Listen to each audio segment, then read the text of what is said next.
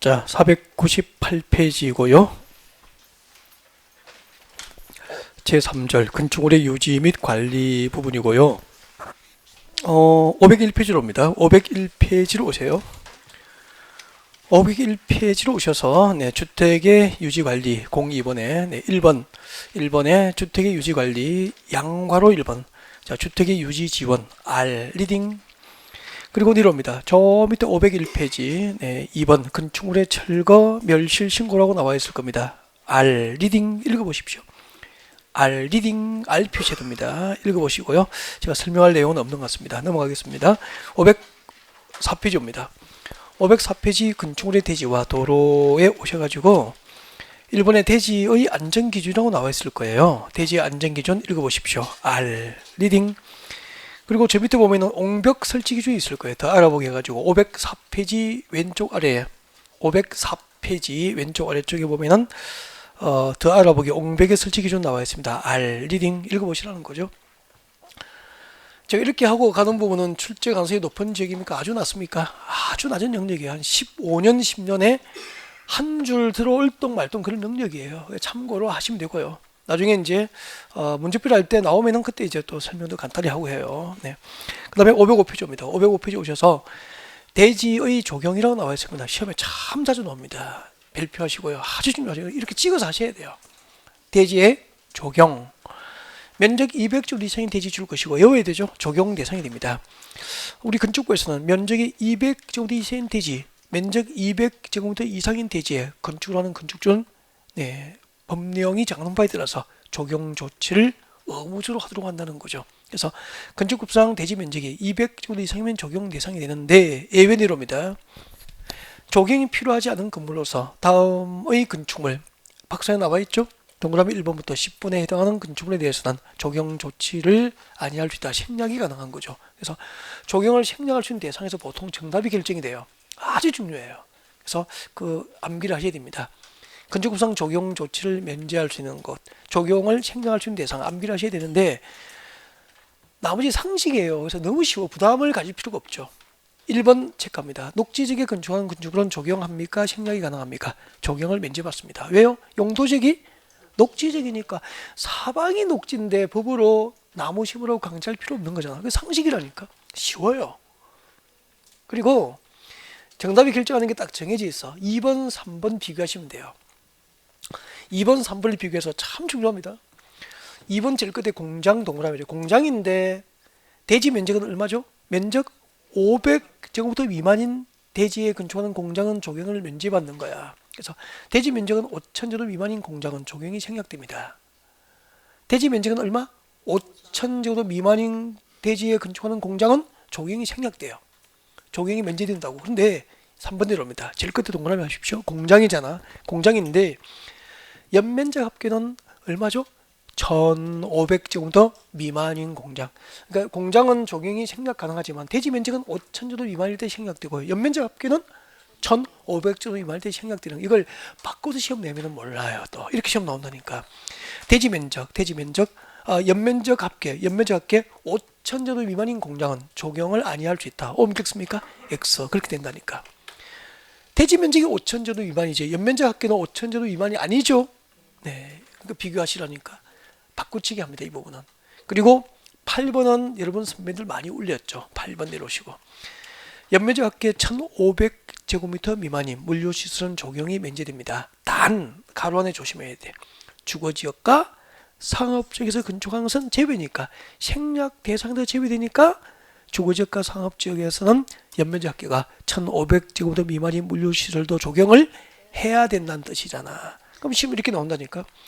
준주거지역에서 연면적 합계 1,500제곱미터 미만인 물류시설은 적용을 아니할 수 있다. 옮겼습니까? X.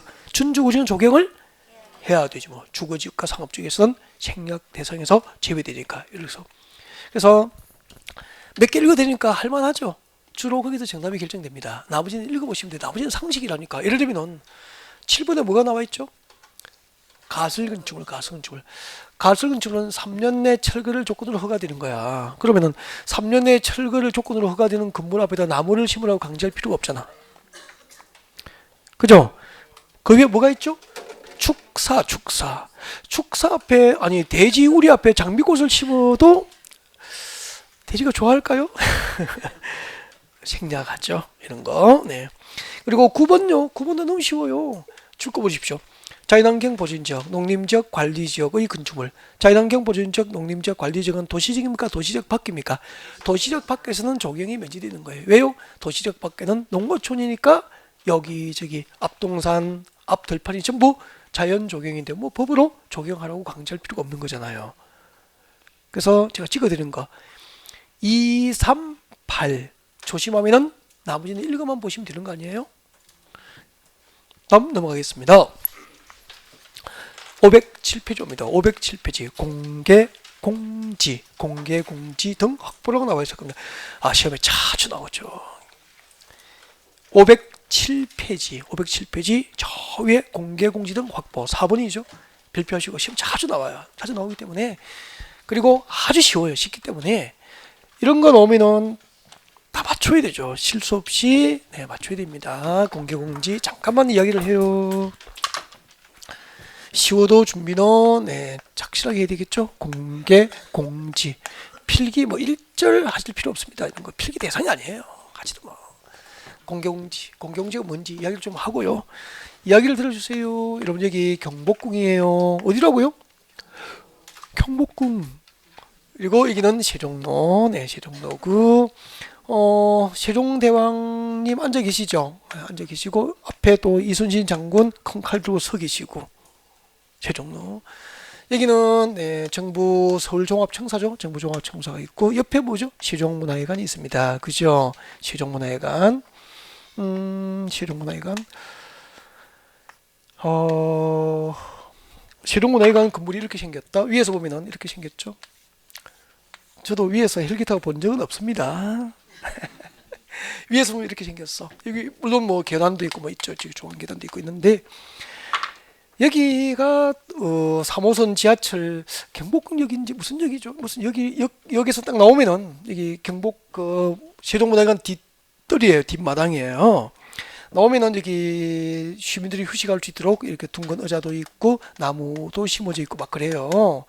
이렇게 대지의 일부를 건축하지 않고 공지로 남겨서 시민 누구나 휴식할 수 있는 공간으로 공개된 지역을 뭐라고 하죠? 공개공지라 그래요. 그럼 건축주는 대지의 일부를 건축하지 않고 공지에 시민들의 휴식 공간을 만들어서 시민들에게 제공을 하는 부분을 공개공지로 한다는 거죠. 그러면은 우리 건축법에서는 다음의 용도지역에서 건축을 할 때는 다음의 용도지역에서 다음에 해당하는 용도를 다음 규모로 건축할 때는 공개공지를 확보하도록 규정하고 있다고 이걸 외우면 돼요. 설명 나온 거예요. 공개공지를 확보해야 될 용도지역, 공개공지를 확보해야 될 건축물의 용도. 아까 우리 첫 시간에 건축법상 건축의 용도별 종류는 29개가 있잖아. 29개 용도 가운데서 어떤 용도의 건축을 할 때는 공개공지 확보를 해야 되는지, 그리고 어느 정도 크게 규모를 어느 정도 크게 건축해야 공개공지 확보 대상이 되는지 이거 외우면 된다고. 같이 오지 뭐. 공개공지 확보해야 될 지역이 나와 있을 거예요. 교재 507페이지 보고 계십니까? 507페이지 저 위에 보면 나와 있습니다. 1번 일반 주거지역과 준주거지역. 일반 주거지역 1 동그라미 하시고, 동그라미 1번에 준주거지역 준 동그라미 하시고, 그럼 읽어보십시오. 1준위. 2번에 상업지역 나와 있을 거예요. 상 동그라미. 그 밑에 중공업지역 나와 있습니까? 상준위. 1준위와 상준위. 제가 아들이 둘이 있어요. 아들이 둘이 있는데 이름이 큰애가 1준이고 둘째는 상준이에요. 1준이와 상준이. 1준이 아빠. 안 믿으시는 표정이네. 1준이와 상준이. 삐질라 그래요. 집 전화번호 몇 번이었죠? 오? 알고 계시구나. 55국에 6657. 상가는 몇 번이었죠? 9878 그렇게 되죠. 아들 둘이 있습니다. 이름이 어떻게 되죠? 일준이와 상준이. 진짜예요. 일준이 아빠라고 부르면 돼요. 일준이와 상준이. 일준이는 이제 대학교 1학년이고 2학년 올라갈 거고, 상준이는 말해줄 수 없어요. 자, 1조리와 상조리. 아무튼 일반 주거지역과 준주거지역 그리고 상업지역과 준공업지역에서는 공개공시확보 대상이고요. 그러면 일반 주거지역과 준주거지역은 주거지역 중에서 사람이 다중이 많이 다니는 곳이에요. 네. 그리고 상업지역과 준공업지역, 상업지역은 전부가 많은 사람이 다니는 용도 지역이고 공업지역은 준공업지역만 그래요. 그래서 일단 이런 지역은 많은 시민들이 오가고 하는 지역이라는 거예요. 그래서 공개공시확보 대상으로 규정했고요. 어떻게 오죠? 1조니와 상조니. 일반 주거지역과 준주거지역, 상업지역과 준공업지역, 그리고 용도 외워야 됩니다. 자, 공개공지를 확보해야 될 용도입니다. 용도, 건축물의 용도. 이번에 양가로 이번에 보면은 확보 대상 건축물 및 용도라고 되어 있죠. 거기 박산에 들어와요. 박산에 들어와서 외워야 됩니다. 동그라미 1번에 자, 문화 및 집회시설, 문화 및 집회시설, 문화 동그라미. 그리고 종교시설, 종교 동그라미, 판매시설, 판매 동그라미, 운수시설, 운수 동그라미, 업무시설, 업무 동그라미, 숙박시설, 숙박 동그라미. 얼추 다 했습니까? 문화 및 집회시설, 종교시설, 판매시설, 운수시설, 업무시설, 그리고 뭐죠? 숙박시설 용도죠. 일반 다중이 이용할 수 있는 건물이잖아. 공통점이 맞죠? 문화 및 집회시설, 세종문화회관, 예술의 전당, 종교시설, 교회, 성당, 사찰, 종교시설입니다. 판매시설, 공공지역과 필요한 판매시설, 백화점, 홈플러스, 롯데마트 이런 거, 이마트 이런 거예요. 네, 판매시설 조심해야 돼요. 가로 안에 보면은 농수산물 유통시설은 공공지역구 대상입니까? 제외입니까? 제외. 그러니까 우리 가락동 농수산물 시장이 있죠. 거기는 우리 일반인이 이용을 합니까? 도소매인입니까? 도소매인들이 거래하기 때문에 일반인들이 늘 상시적으로 활용할 수 있는 그런 시장은 아니거든요. 그래서 농수산물 유통시장은 공공지역구 대상에서 제외되는 거예요. 상당히 조심해야 돼요. 판매시설 중 농수산물 유통시설은 공공지역 확보 대상입니까? 제외입니까? 제외. 그러니까 가락동 농수산물 시장은 제외돼요. 판매시설이지만 운수시설, 강남 고속터미널 운수시설. 우리 고속터미널, 강남 고속터미널 가면은 옆에 시민들의 휴식 공간이 있죠. 건물 주변에 있습니다. 네. 그리고 업무시설, 63빌딩 이런 거 외우시면 되고, 숙박시설은 뭐죠? 숙박시설은 뭐 모텔 정도 되면은 모텔은 거의 없겠죠. 호텔, 그러니까 특일급 호텔 가면은 이렇게 그 공개공지도 확보되어 있습니다. 서울 시내에 있는 특일급 호텔. 네. 숙박시설, 호텔 그렇게 하면 되겠네. 그래서 저는 외울 때 그냥 세종문화회관, 교회, 성당, 사찰, 백화점 등 운수시설, 강남 고속버터미널, 뭐 서울역 청사, 그리고 업무용도, 63빌딩 같은 거, 숙박시설, 호텔, 특일급 호텔은 공개공개 확보 대상이다. 그렇게 외우면 되잖아. 그 다음에 확보, 이 용도에 해당하고 그 규모가 소규모 건축물은 공개공개 확보를 하지 않습니다. 그 건축물의 규모가 어느 정도 나와야 되죠? 줄 것이십시오. 바닥 면적 합계 5,000제곱미터 이상입니다. 바닥 면적 합계 5,000제곱미터 이상인 대규모 건축물을 건축할 때 대형 빌딩은 공개공개 확보 대상이 된다는 거죠. 그러니까 보세요. 확보 대상 용도 지역에 확보 대상 건축물 용도에 해당하면서 바닥 면적 합계가 5,000제곱미터 이상이면 건축구상 공개공지를 의무적으로 확보해야 되는 거야. 그때 공개공지 확보 면적은 대지 면적의 10% 범위 내에서 조례를 정하게 됩니다. 그래서 3번에 봅니다. 공개공지 등 면적 줄 거죠. 대지 면적의 100분의 10 이하 범위에서 조례로 정한다. 줄 거면 되죠. 그리고 책장 넘깁니다. 넘겨서 5번 옵니다. 5번. 여러분 그러면 건축주가 그 비싼 상업지역의 땅을 건축하지 않고 공지로 남겨서 시민들에게 휴식 공간으로 제공하면 감사하잖아요. 벌 줘야 됩니까? 상 줘야 됩니까? 상 줘야죠. 그래서 건축 기준을 완화해 줍니다. 완화 내용 암기해야 되죠.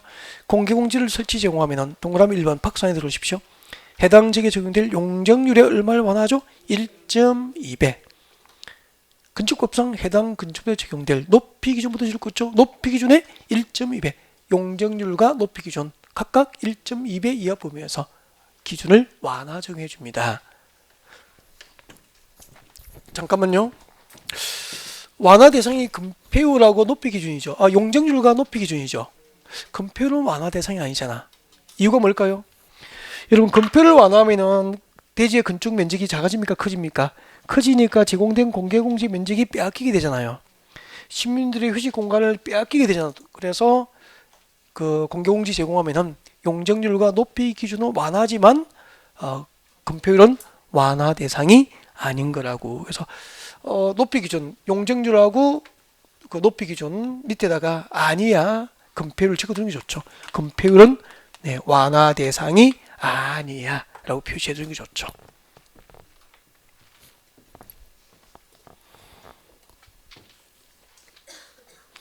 그리고 7번 내려옵니다. 꼭 읽어 주셔야 되죠. 7번.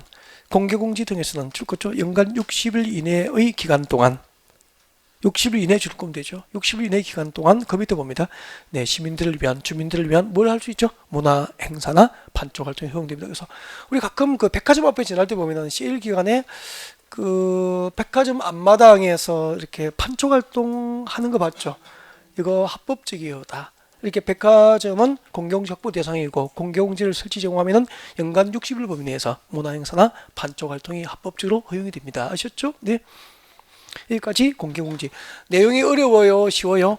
쉬워요. 근데 실무에 많이 활용되기 때문에 시험에 자주 나오더라고요. 그래서 이런 거 나오면은 그냥 뭐 한 문제 공짜로 드린다는 마음으로 받아서 네, 해결해야 맞춰야 되죠. 509페이지입니다. 509페이지 제일 위에 도로 및 건축설이 나와 있습니다. 도로는 네, 입문 과정에서 설명을 다 했기 때문에 일단 넘어가고 다음 기회가 많아요. 건축 넘어옵니다. 510페이지입니다. 대지와 도로와의 관계 발표하시고 건축법상 대지와 도로와의 관계 생각보다 시험에 자주 나옵니다. 네. 꾸준히 평균적으로 한 3, 4년 주기로 출제가 되는 영역이에요. 밑줄 그으십시오. 건축물의 대지는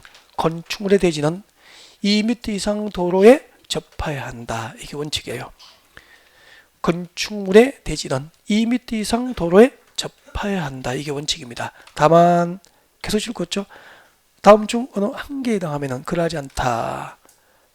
그러면 동그라미 1, 2, 3번 박산에 동그라미 1, 2, 3번에 해당하면 도로에 2m 이상을 접하지 아니할 수 있다는 거죠. 예를 들면 줄 것이십시오. 건축물 출입에 지장이 없다고 인정되거나 두 번째 건축물 주변에 광장, 공원, 유원지까지 줄 거죠. 건축물 주변에 광장, 공원, 유원지 등 네, 허가권자가 인정한 공지가 있는 경우죠. 두 번째 줄 끝에 허가권자가 인정한 공지가 있는 경우. 그래서 이번에 이렇게 줄 거면 되겠죠. 건축물 주변에 광장, 공원, 유원지 등 허가권자가 인정한 공지가 있는 경우. 그 다음에 3번 농지법상 다음 줄 거죠. 농막을 건축하는 경우 이럴 경우에는 2m 이상을 접하지 아니할 수 있다라는 얘기예요. 지나갈 때 읽고 지나갔으면 좋겠고 일단은 설명을 드리겠습니다. 이해는 돼야 되니까. 그래서 대지와 도로와의 관계 설명합니다. 봐주시고요. 대지와 도로와의 관계 건축법상 대지와 도로와의 관계입니다. 대지와 도로의 관계. 공법은 처음 들으면 황당한 과목이죠. 네, 진짜 그 일부 부동산 학과 출신이 아니라면 들어본 적이 없는 내용이에요, 다. 그리고 특히 여성분들에게는 뭐 도저히 상상도 해볼 수 없는 그런 영역이잖아요. 이런 영역의 학문 영역을 생각해 본 적이 없죠, 그죠? 이게 대부분이거든. 그러니까 처음에는 얼마나 이게 황당한 과목이라고. 도대체 무슨 말인지 뭐. 도시군 계획, 도시군 기본계획, 도시군 관리계획, 도시군 계획시설, 기반시설, 도시군 계획시설 사업 그 용어 구별하는데 한 4개월 정도 지나야 좀 알아듣기 시작해요. 귀가 열려요. 우리 영어를 이제 공법은 처음 들으면 잘 못 알아들어요. 잘 못 알아들으니까 뭐 못 알아듣겠다고 이야기를 많이 하죠. 처음에는 그렇게 컴플레인이 나오는데 여러분 미국인이 원어민 발음 대로 발음하면 알아들어요. 우리 히어링 돼요? 안 돼요? 안 되잖아. 사실 한국인이 영어를 해주면 알아듣긴 듣겠어. 맞죠? 근데 미국인이 원어민 발음으로 해버리면 못 알아듣잖아. 그거와 똑같아요. 근데 그 원어민이 말이 빨라서 우리가 못 알아듣고 원어민이 발음이 안 좋아서 못 알아듣는 게 우리가 못 알아듣는 거라고. 공법 말이 빠릅니다. 뭐 못 알아듣겠습니다. 하죠. 처음에는 다 그래요. 그러니까 두 달은 그런 과정을 겪어야 되죠. 근데 두 번째 들어봐요. 조금씩 귀가 열려요. 그리고 최소한 공법은 세 번째 정도, 4m 정도 반복해서 들어가야 공법은 제대로 이해도 되고 재미가 붙는 과목이라고. 본래 그런 과목이라고 해서 그 이제 고비를 못 넘기면은 중간에 이제 탈락이잖아. 그 고비를 넘겨야 된다고. 고비를. 그리고 쉽게 재밌게 해서 되는 과목이 아니에요. 요즘에는. 옛날에는 암기반급 쉽게, 암기반급 재밌게 가르치면 강의 잘한다 그랬어. 근데 요즘에는 그렇게 배우고 시험장에 들어가면은 나중에 울고 나와요. 달콤하게 배우면은 다 울고 나온다. 요즘에는 쓰게 배워야 돼. 그래야 나중에 학교 시험 보고 나서 웃고 나올 수 있다고. 힘들게 쓰게 배워야 된다고. 그러니까 요즘에는 단순히 교재 다 외워도 다 못 찾는 경우 문제가 많아요. 좀 과목이 그런 과목이니까 감안을 하셔야 되고, 일단은 건축과까지 중간에 포기하지 않고 인터넷 강의를 따라오셨던, 이렇게 실제 따라오셨던 여러분 대단하신 거고요. 3분 절반 이상은 해내신 거예요, 지금. 이 정도 따라오셨다는 것에도 축하드릴 일이라고. 그럼 이제 11월, 12월, 1, 2월 했고 3, 4월에 들으면 훨씬 낫게 되죠. 밑줄만 그어도 훨씬 낫다니까. 두 번째, 세 번째 들으면서 쌓여가는 거라고. 아셨죠? 네. 자, 대지와 도로와의 관계 가겠습니다. 여러분, 대지하고 지목이 대인 경우하고 같은 말일까요? 다른 말일까요? 지목이 대라는 것은 이 땅의 이용 목적은 대라는 거예요. 이 토지의 이용 목, 지목이 뭐죠? 토지의 목적이잖아. 이 목적이 이 땅을 이용할 목적은 네, 뭐 전이다, 답이다, 대다 그런 얘기죠. 이 토지의 이용 목적이 대라는 뜻이고, 대지는 뭐죠? 그 지목이 대인 토지가 네, 2m 이상 도로에 접하면 건축이 가능한 대지로 바뀌게 되는 거야. 그래서 건축물이 있는 대지는 2m 이상을 도로에 접하는 관계가 된다는 거죠. 이 관계는 2m 이상을 접하는 관계예요. 그래야 건축물이 건축될 수 있는 대지가 되는 거죠. 그러면 지목이 대인 경우에도 2m 이상을 도로에 접하지 않으면 건축 가능한 대지는 될 수 있어 없어? 없잖아. 그러니까 대지하고 대하고는 엄밀하게 따지면 같습니까? 다른 말입니까? 다른 말이에요. 목적이 대일 뿐이고 건축 가능한 대지가 되려면 그 대가 도로에 몇 미터 이상을 접해야 되죠? 2m 이상을 접해야 건축 가능한 대지로 바뀌는 거예요. 그림 그리면 이렇게 되는 거죠.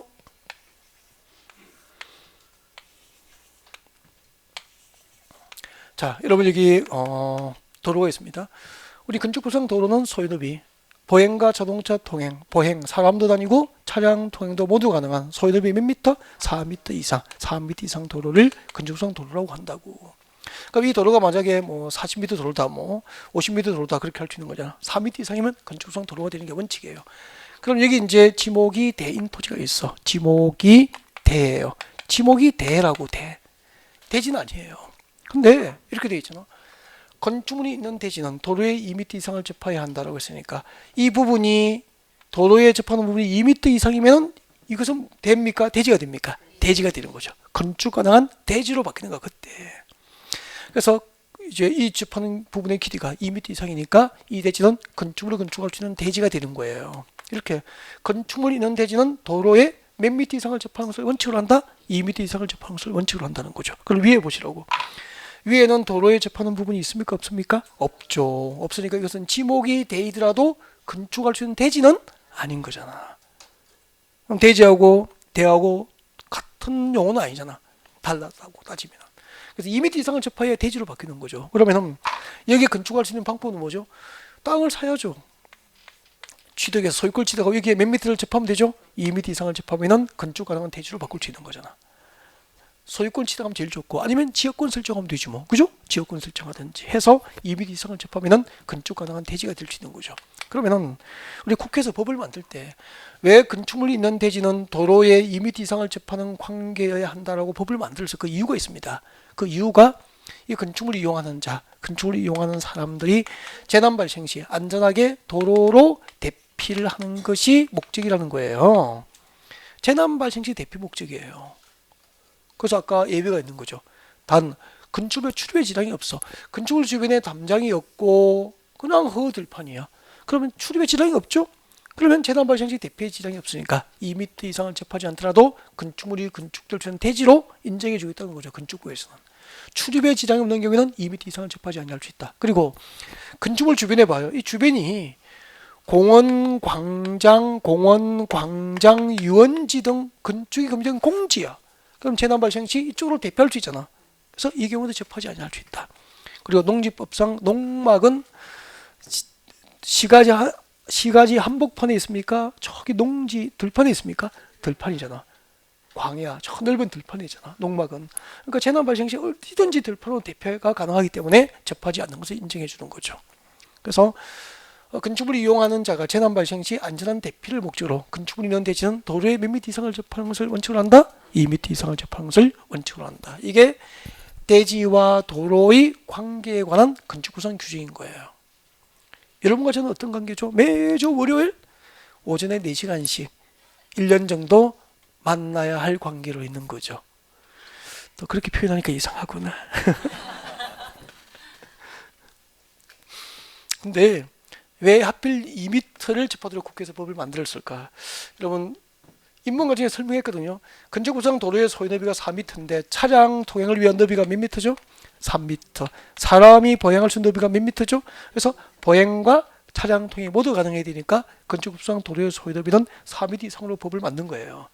자동차가 통행할 수 있는 너비가 몇 미터? 3m. 보행 너비를 몇 미터 본 거죠? 1m. 그럼 여기 부부가 잠자고 있잖아. 지진이 나서 건물이 흔들린 거야. 그러면은 2m가 접하여야 남편과 신랑이 아니고 아내하고 남편이 이제 안전하게 손잡고 이렇게 대피할 거 아니야, 나란히. 그래서 2m 이상은 접하도록 한 거예요. 만약에 1m만 접하면은 재난이 발생해서 이제 남편이 아내를 깨웠다가 함께 대피하려고 깨웠다가 1m만 접하면은 혼자만 보행할 수 있잖아. 급하게 뛰러 나갈 수 있으니까. 그때는 잠자는 아내를 안 깨우고 갈 거 아니야. 그래서 잠자는 아내를 깨워서 나란히 손잡고 두 사람이 안전하게 대피할 수 있도록 몇 미터 이상을 접하도록 한 거죠. 2m 이상. 진짜 같이 나란히 대피하도록 2m를 접하도록 한 겁니다. 그래서 저쪽 우리 형님들 재난 발생 시 대피할 때는 항상 그 잠자는 형수님을 깨워서 손잡고 안전하게 대피할 수 있도록 그렇게 하셔야 됩니다. 표정들이 별로 깨우고 싶어하는 표정이 아니었어. 자, 넘어가겠습니다. 512페이지죠. 512페이지. 건축선.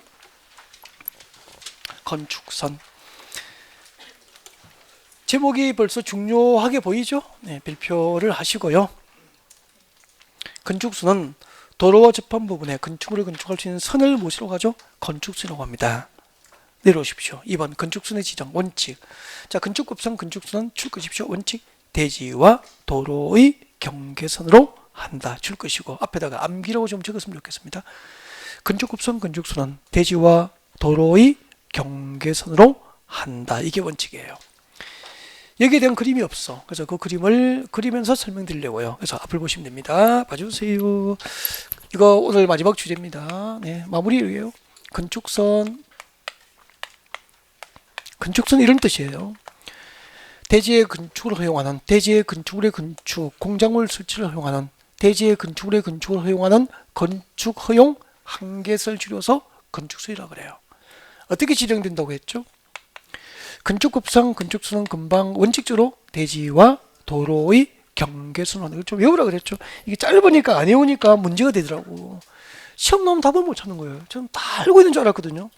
짧으니까 안 외워버리니까 그 지문에 들어가니까 몰라요, 그걸. 그래서 요즘 외우게 합니다. 봐주시죠. 그림 그릴 필요가 없습니다, 이거. 자, 여기 도로인데 건축수상 도로는 보행과 차량 통행이 모두 가능한 소유 너비 4m 이상. 그래서 이것은 50m 도로예요. 건축수상 도로의 소유 너비 4m 이상 도로라고. 이게 이제 도로에 대지가 접하고 있겠죠? 네, 대지가 이렇게 접하고 있습니다. 이러면은 건축수이 어떻게 지정되냐면은 금방 이렇게 했잖아요. 건축법상 건축수는 대지와 도로의 경계선은 이게 건축선이라고 하셨죠? 이 건축선이에요. 건축법상 건축선은 대지와 도로의 경계선으로 한다. 그러면 반대적으로 어떻게 될까요? 똑같죠. 대지와 도로의 경계선, 이게 건축법상 건축선이 되는 게 원칙이에요. 그럼 이 건축선의 역할이 뭐냐면은 이 대지에 건축하는 건축물, 공작물이 이 대지에 건축을 허용하는 그 한계선이 여기까지 건축 허용 한계선을 건축선이라고 한 거죠. 이 한계선이니까 이 대지에 건축하는 이 건축은 1mm도 이 건축선의 수직면을 넘는 구조로 도로로 돌출하여 건축을 할 수 있다 없다? 없다. 그 한계선을 둔 거라고. 만약에 이런 규정이 없으면 강남의 임대료 비싸잖아. 그럼 건축주가 어떻게 하죠? 1층, 2층은 자동차에 부딪히니까 아니고 3층부터 도로를 돌출해서 건축해 버릴 거 아니야. 이게 한 층당 임대 수입이 10억이면 빌딩당 40층은 연간 이거 돌출해서 연간 얻는 이익이 400억일 수 있는 거죠. 그럼 반대쪽에 건축주, 빌딩주도 당연히 돌출해서 건축해 버릴 거 아니야. 나도 돌출하겠다. 그렇게 해서 3층부터 돌출해서 건축을 해버린다면은 어떻게 되겠어? 우리 강남 대로변에 여기는 보행도 가능하죠. 사람도 다닐 수 있잖아. 보행도 가능하고 그리고 차도 사람도 자동차도 다닐 수 있다고. 건축부상도로는 보행도로, 우리 인도도 건축부상 도로로 본다고 다. 그래서 보행도 가능하고 차량 통행도 가능해야 되는데 강남 대로변 위에는 건물이 다 덮어버릴 거야. 내 땅 한 평 없으면 강남에 다니지도 못해요. 건축선 덕분이에요. 그래서 건축선은 대지와 도로의 경계선을 건축선하고 이 대지에 건축하는 건축물은 이 건축선을 1mm도 도로로 넘어서 수직선을 넘는 구조로 건축을 할 수 있도록 규제를 받는 거죠. 그래서 강남 대로를 걸으면은 하늘에 건물로 막혀 있습니까? 뻥 뚫려 있습니까? 수직으로 딱 뻥 뚫려 있다고. 뭐 건축선 덕분이에요. 너 때문에 강남에 땅 한 평 없지만 내가 다닐 수 있구나. 그렇게 생각하시면 되겠네. 대지와 도로의 경계선을 건축선으로 합니다. 도로 너비가 몇 미터 이상일 때 소요 너비 4m 이상 도로에 대지가 접하고 있을 때죠. 근데 보십시오. 동그라미 2번 예외 기업군의 양방향의 대지 읽어보겠습니다. 건축부상 도로의 소요 너비는 4m죠. 소요 너비 4m에 못 미치는 너비의 도로인 경우에는 그 중심선 그가 뭐죠? 도로죠. 도로의 중심선 동그라미예요. 이 기준이에요. 그 도로의 중심선으로부터 다음 줄 거예요. 소요 너비의 2분의 1 줄 거죠. 소요 너비의 2분의 1을 비출 것이고 앞을 봅니다. 고개 드시고 여러분 건축부상 도로의 소요 너비는 4m죠. 4m의 2분의 1은 몇 미터? 2m. 거기서 소요 너비의 2분의 1은 2m입니다. 2m의 수평 그림만큼 물어나는 선이 건축선이 되는 거죠. 자 밑에 박스 안에 그림 보십시오. 그림이 몇 개 들어있죠? 2개. 왼쪽 그림이 기역번 그림이에요. 오른쪽 그림은 니은번 그림이 되겠죠. 그럼 그 기역번 그림을 그려둔 것을 보면 머리가 아파요. 그래서 고개를 드시고 그리는 것을 보십시오. 앞에 보시고 교재를 보면 머리가 아파요. 보지 마세요. 자, 예외 보십시오. 예외 건축선 예외. 교재 보지 말라니까. 교재를 보면 그려둔 걸 보면 머리 아프세요. 그리는 걸 보시면 돼요. 그럼 쉬워져. 교재에 있는 것도 제가 그린 거예요. 그냥 여기 보셔도 됩니다. 다 같으니까. 자, 여러분 여기 건축부상 도로의 소요너비는 4m인데 소요너비에 미달되는 2m 도로라고. 그러니까 소요너비 4m에 미달되는 도로 맞죠? 양쪽에 양방향에 모두 대지가 접하고 있는 경우다는 얘기죠. 양방향 대지가 무엇인지 알겠죠? 소요너비 미달되는 도로 4m에 미달되는 도로 양쪽에 대지가 접하고 있다 이 말이야. 이때는 건축수를 어떻게 지정하냐면은 그 도로의 중심선으로부터 중심선, 중앙선입니까? 중심선입니까? 중심선. 도로의 중심선으로부터 보세요. 이 중심선 기준으로 양쪽이니까 오른쪽, 왼쪽 모두잖아. 이 중심선 기준으로 양쪽으로 이게 상상이 된다는 게 양쪽이니까 오른쪽, 왼쪽 모두니까 양쪽이잖아. 양쪽으로 소요 너비의 2분의 1. 그럼 몇 미터죠? 2m. 이 중심선을 또 봐요. 여기까지 몇 미터를 후퇴하라고? 이렇게 2m를 후퇴하라고. 이 길이가 2m가 후퇴된 부분의 점들 이것들 연결하면 건축선이 되는 거예요. 아셨습니까? 반대쪽으로 보세요. 중심선으로부터 얼마를 후퇴하면 되죠? 소요 너비의 2분의 1. 그럼 몇 미터죠? 이렇게도 몇 미터를 후퇴하면 되죠? 2m. 여기서부터 여기까지 2m가 후퇴된 부분의 점들 이것들 연결하면 반대쪽으로 건축선이 되는 거라고. 외워보래요. 소요 너비 미달되는 도로 4m 미달되는 도로 양쪽에 대지가 있습니다. 외우라니까. 중심선으로부터 각각 양쪽으로 얼마씩 후퇴하면 됩니까? 소요 너비의 2분의 1, 2m씩 후퇴된 부분의 선이 건축선이 된다는 거. 외우면 되잖아. 아주 쉽잖아. 그려둔 그림을 보면 머리가 아프고 그리는 걸 보면 이해가 되고 그렇게 되는 거라고. 그때 봐요. 그때 건축선하고 도로경계선 부분의 면적, 건축선하고 도로경계선 사이의 면적, 제가 빗금 치고 있죠? 이 빗금 친 부분의 면적은 대지 면적에 포함입니까? 제외입니까? 대지 면적에서 제외되는 거라고. 이게 기역번이라고 기역번. 그래서 그 기역번 그림은 나중에 보시면 되지. 그 다음에 니은번 봅니다. 일방향 대지 니은번 설명합니다. 니은번 설명 들어요. 소요도비 4m에 못 미치는 읍의 도로 반대쪽에 경사지, 하천, 철도, 선로부지 그 밖에 이와 유사한 것이 있는 경우에는 지금도 줄 거 없죠. 그 경사지 등이 있는 쪽 도로 경계선 이게 기준이야. 그 경사지 등이 있는 쪽 도로 경계선 줄 거예요. 이게 기준이야.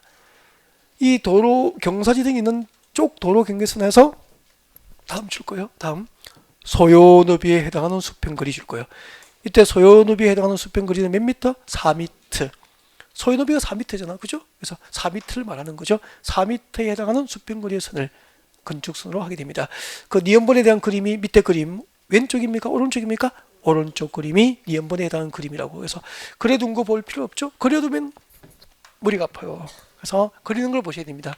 니은번 그림 그리겠습니다. 고개 드시고 고개를 빨리 들으셔주시고 시작합니다.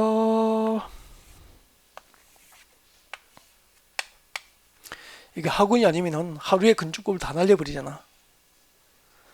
건축법이 하루에 다 날린 그 분량이 여러분 한 달 내내 배운 시법 분량하고 같은 분량이에요. 분량이 시험에 나올 건 뽑아서 해서 그렇죠. 다음에는 한 달 내내 배워야 될 과목을 하루에 날리는 거야. 그러니까 공법이 어려울 수밖에 없죠. 분량이 방대하니까 어렵죠. 이게 까도 3개 나와요. 새 것이 나와. 다 들은 것 같죠? 또 3월달이면 또 새로운 게 추가가 되고 5월달에 또 새로운 게 추가되고 이제 다 했지. 문제풀이할 때 또 새 것이 추가돼요. 끊임없이 까도 새 것이 나온다고. 그런 과목이에요. 그러니까 과락을 면하기도 쉽지 않잖아. 40, 50대는 과락 40점? 학교 다닐 때 상상할 수 없는 점수잖아.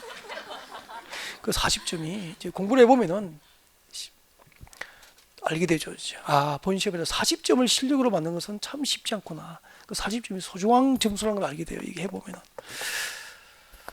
근데 천물고사 3월 달에는 문제를 3월 달에 모의고사를 내고 있어. 지금 오늘 보내서 온 걸 보냈는데 문제 만들기 너무 힘들어요. 이제 많이 알지 못하는 상태에서 빵점을 줄 수는 없는 거고 그 점수를 맞춰주는 것도 쉽지 않은 거예요. 그러니까 쉽게 내기도 너무 힘들어요. 일주일 동안 고민 만든 거죠. 자, 바쁘니까 가겠습니다. 여러분 30m 도로예요. 물으면 죄송합니다. 소유업이 미달되는 도로 3m 도로입니다. 3m 도로에 대지가 접하고 있습니다. 한쪽에만 대지가 접하고 있고요. 반대쪽이 이거예요. 도로 반대쪽에는 여기 하천, 철도의 선로부지거나 경사지, 건축할 수 없는 경사각이 큰 땅이다 이 말이에요. 이럴 경우에는 어떻게 되냐면은 경사지, 하천, 철도, 경사지가 있는 쪽 도로 경계선 이게 기준이에요. 하천, 철도, 경사지 쪽 도로 경계선 이걸 좀 외워야 돼 이렇게. 하천, 철도, 경사지 쪽 도로 경계선에서 얼마를 수평으로 확대하냐면 소요너비의 상당한 수평거리. 소요너비가 몇 미터죠? 4m에 상당한 거리를 확대하라는 거지. 4m를 확대하면 되죠. 이렇게 몇 미터가 되죠? 4m가 확대된 부분의 점들, 4m가 확대된 부분의 점을 연결하면 건축선이 되는 거예요. 이게 건축선이고 그때 빗금친 부분, 건축선하고 도로 경선 부분의 면적은 대지 면적이 역시 포함입니까? 제외입니까? 제외되는 거라고. 그럼 결국은 몇 미터를 확보하죠? 소유너비 4m를 확보하고 그 밖에 건축을 허용하겠다는 뜻이죠. 여기도 아까 양쪽에 대지가 있으면은 중심선부터 각각 얼마를 확대했죠? 2m씩 확대하니까 도로 너비가 몇 미터를 확보합니까? 4m를 확보하고 건축수를 그어서 그 밖에만 건축을 허용하게 되는 거예요. 그러면 소유너비 미달되는 도로 양쪽에 대지가 있으면 외우십시오. 중심선으로부터 양쪽으로 각각 소유너비 얼마를 확대하죠? 2분의 1. 확대되면 건축수이 되는 거죠. 한쪽에만 대지가 접하면은 하천, 철도, 경사지 쪽 경계선으로부터 얼마를 확대하죠? 소요너비의 상당한 수평거리 몇 미터죠? 4m를 확대해서 건축수이 진행되는 거예요. 513페이지입니다. 4번 지정건축선, 지정건축선 발표하시고요. 그 위에 도로 모퉁이 건축선은 하지 마세요. 한 문제풀이 과정 아니면 5, 6월에 한 번 정도 설명할 거예요. 거의 안 나오니까 매번 할 필요도 없어. 아주 어렵게만 해요. 그래서 한 번 정도 아마 설명을 들을 수 있는 기회가 있었게 혹시 모르기 때문에.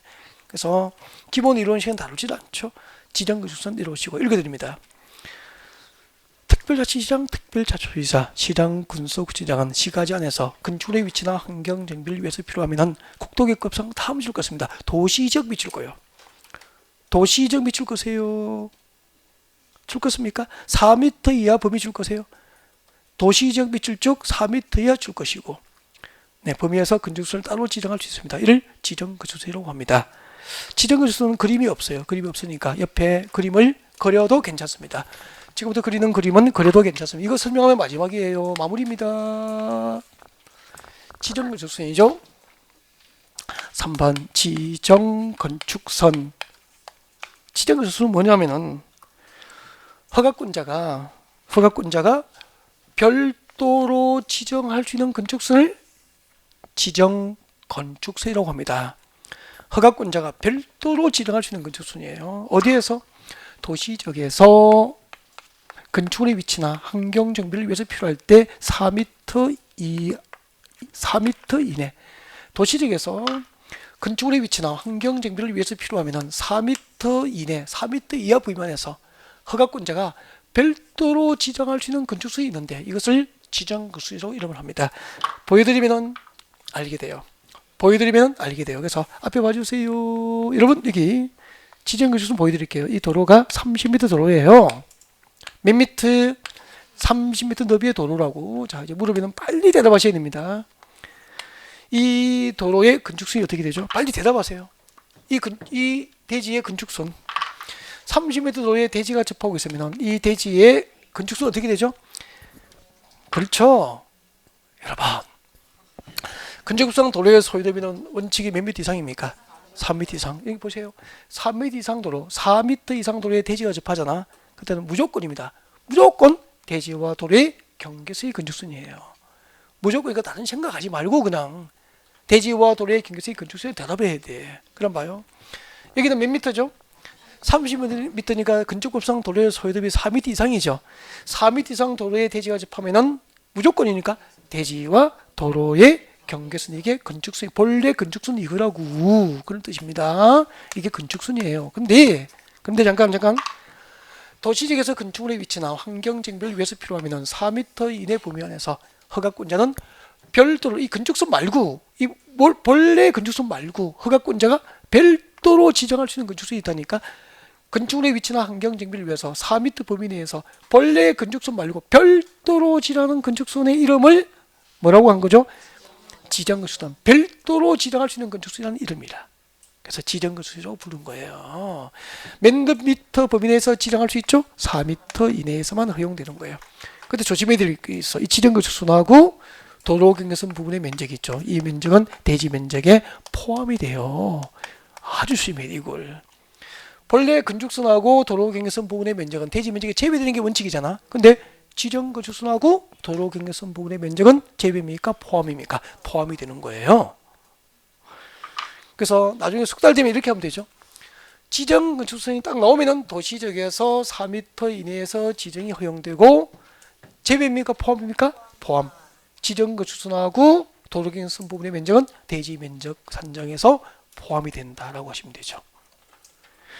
여기까지가 건축선이에요.